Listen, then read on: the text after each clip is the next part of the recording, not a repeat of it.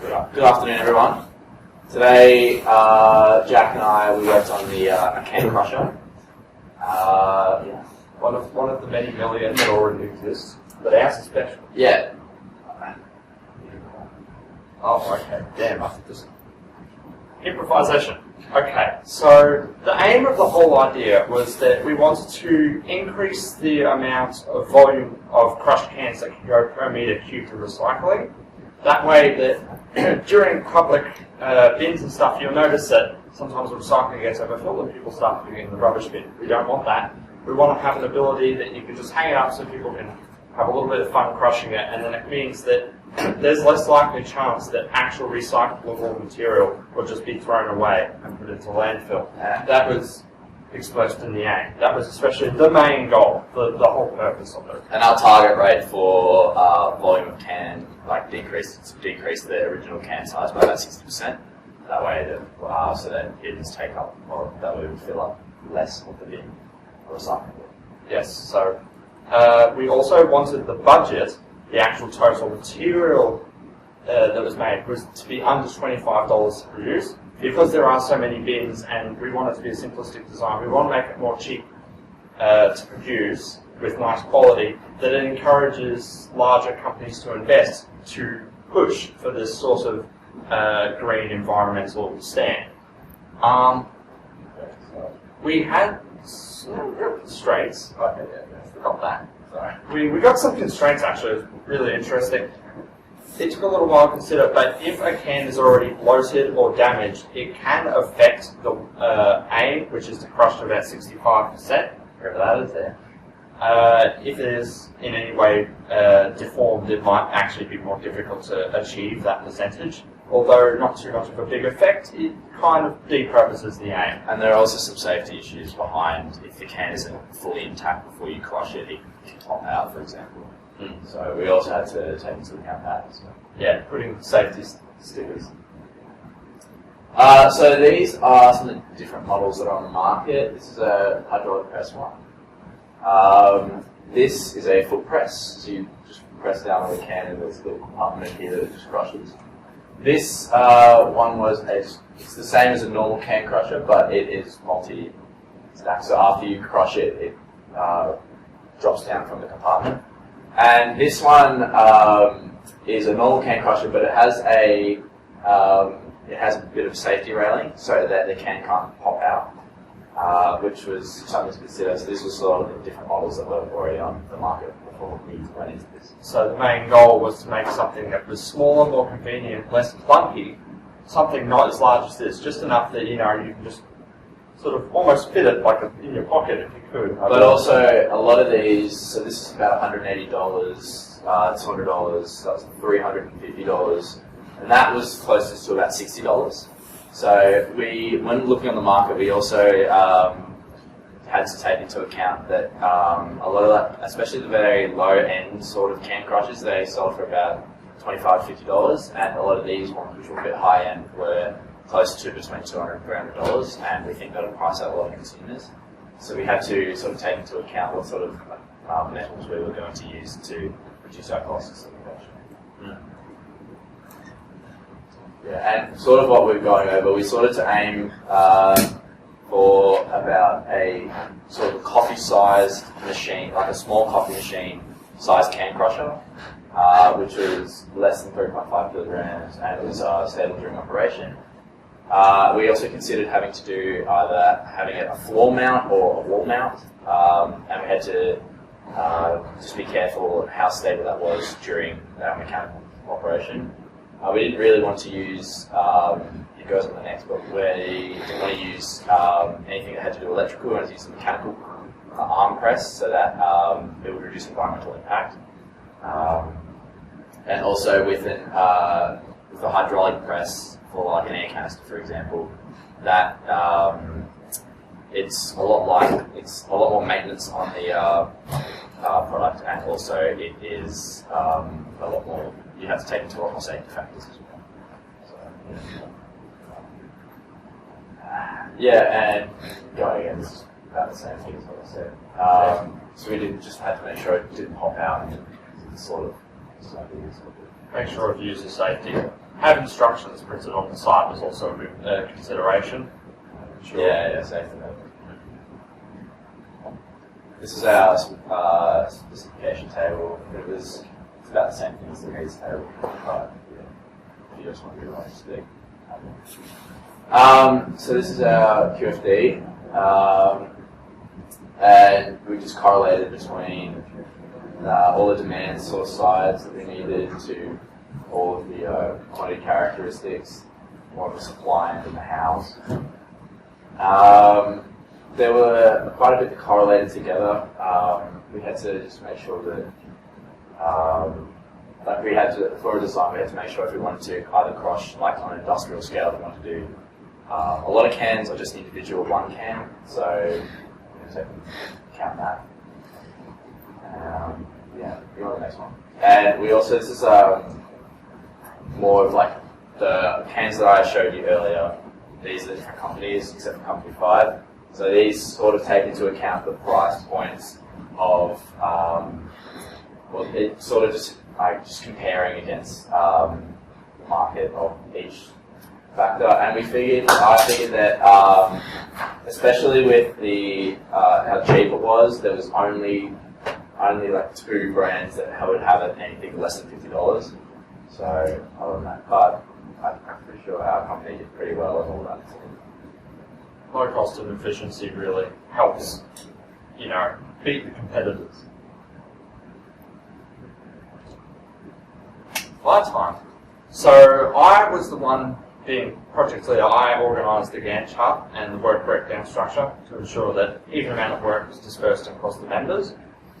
Due to it being a 2-member team, it was a bit different in its management, but because we had such a large time, a lot of the days you got a lot of short days to actually do stuff because the workload wasn't immense and the time given was so long. It was quite an easy slate. As you can see, there's no real overlapping. Everything sort of correlates back to back. So as we went through, I made sure to include descriptions so that if the team members, Fergus and I, wanted to see what specific part we were up to was, we could make sure of what specific requirements were which. I changed it into 4 phases to make sure that not as such organised by weeks, but organised by steps. So there was the data collection phase, there was the design initiation and elimination phase, there was the I can't remember the word. Oh, let me read it.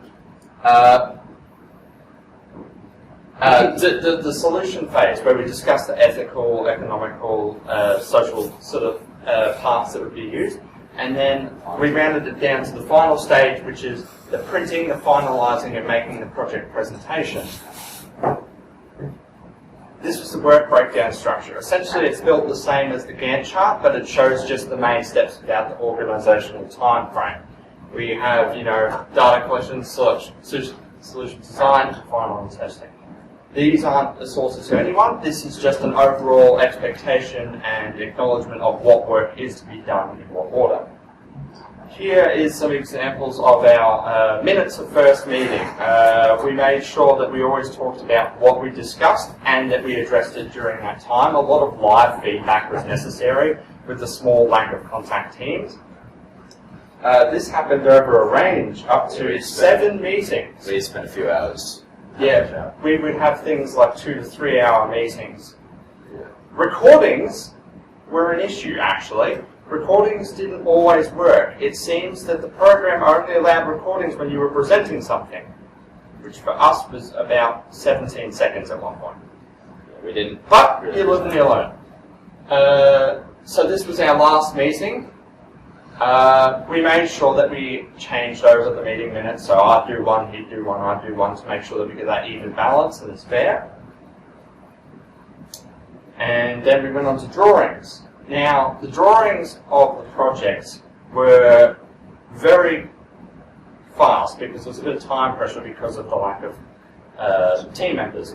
So this was my first initial drawing. This was a handle pull where you put the can down and put the approach down. measurements weren't included because at the time I couldn't measure a can and there was nowhere on earth that seems to get measurements for cans. But our main aim was to ensure that any size can, height, width or depth dimension could fit in there.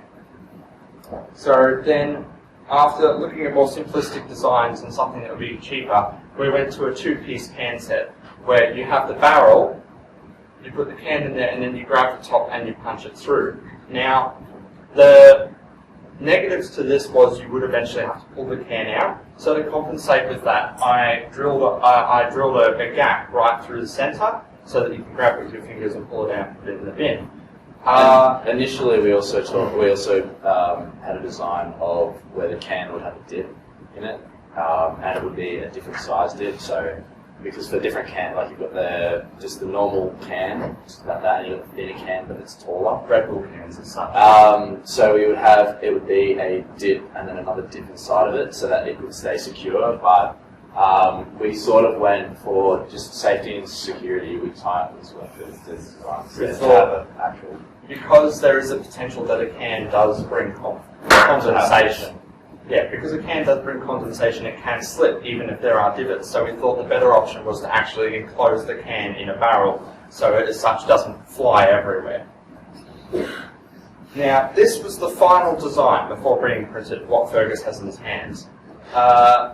It is only designed for short, stubby cans due to the fact of constraints with printer sizes, because cans can get really tall.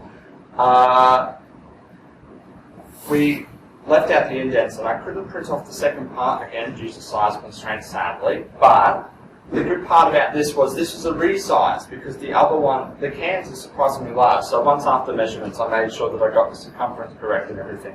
So this is our final design, and that's all there is, really.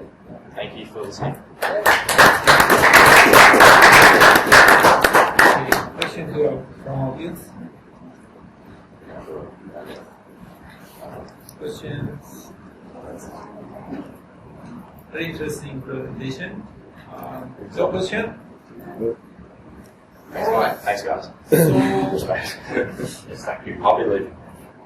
natural designers, natural managers, very pleased to be with A lot harder. affiliated to your class somehow. So, Oliver didn't.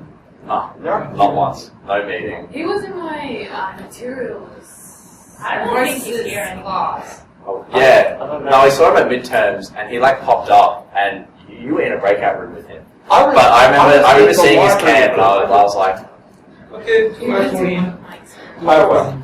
He missed out on such a legendary, product. Buy it, just buy it. Okay, please. Specifically, I like the way you did your market analysis, the research, the project management, and then not to mention that you made a very meaningful correlation between the material which was presented at lecture with your design. So you made the best use of them for your design.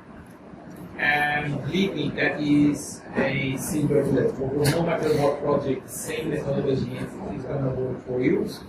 So, have you arrived at any standards for the can size? Is there some standards which Oh, like what's the most common? yeah. Yes, that is actually the same diameter as the most common.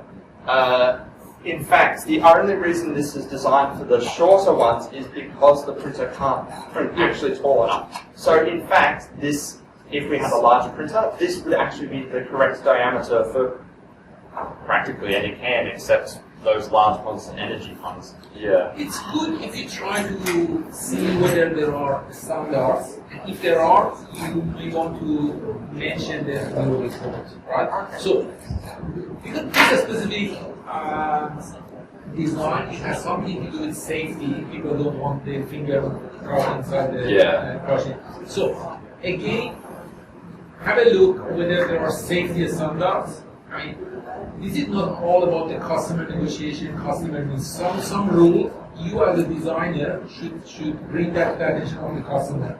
right? So if you find something standard, it's worthy of mentioning that in your report. And so you went on about the total length, total width, but this is what the size of the, and well, you could also discuss about the size of the can itself. So it's part of the scoping. You say, look, my can crusher can handle this, cannot handle that. So that is very professional. You make something a niche, something specific rather than something to generic. You can have a can crusher which fits all sizes. So